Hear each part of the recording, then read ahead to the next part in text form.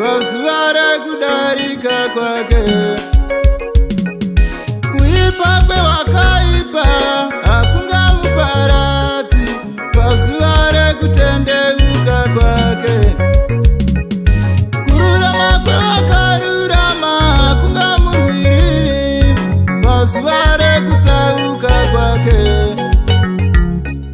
Kuipa kwevakaipa hakungamuparadzi nezuva rekutendeuka kwake.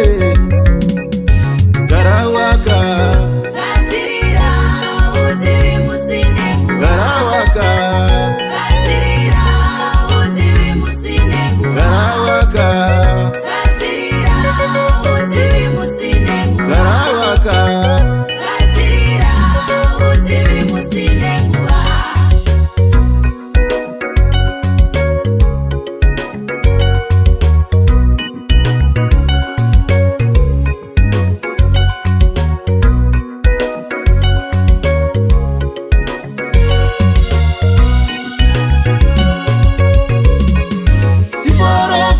Makaita zvikaonekwa kupa makapa zvakarumbidzwa. Makaparidza shoko vanhu vakatendeuka. Makaparidza shoko vanhu vakatendeuka. Musadade nezvakapfuura kare. Musadade nezvakapfuura kare. Musavimbe nezvakapfuura kare.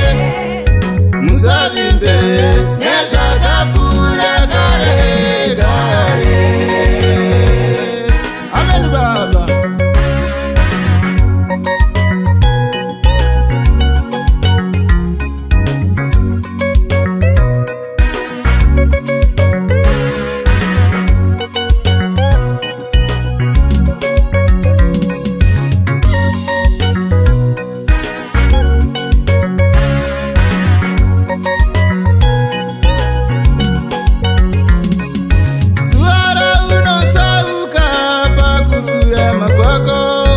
Zvakanaka zvako zvose hazvicharangarirwi.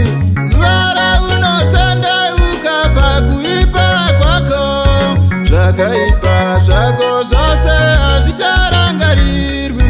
Zuva raunotsauka pakururama kwako. Zvakanaka zvako zvose hazvicharangarirwi. Zuva raunotendeuka pakuipa kwako. Zvakaipa zvako zvose hazvicharangarirwi. Amen Baba.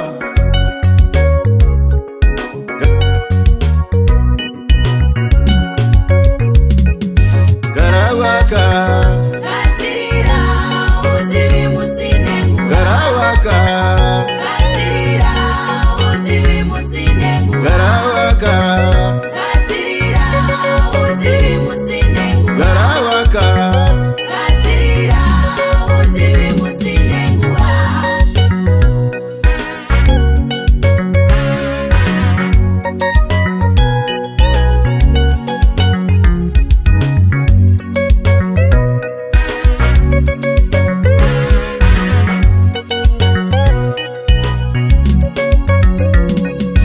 Mira panzvimbo Jesu vari kuuya iwe. Mira panzvimbo Jesu vari kuuya iwe. Mira panzvimbo Jesu vari kuuya iwe. Mira panzvimbo Jesu vari kuuya iwe.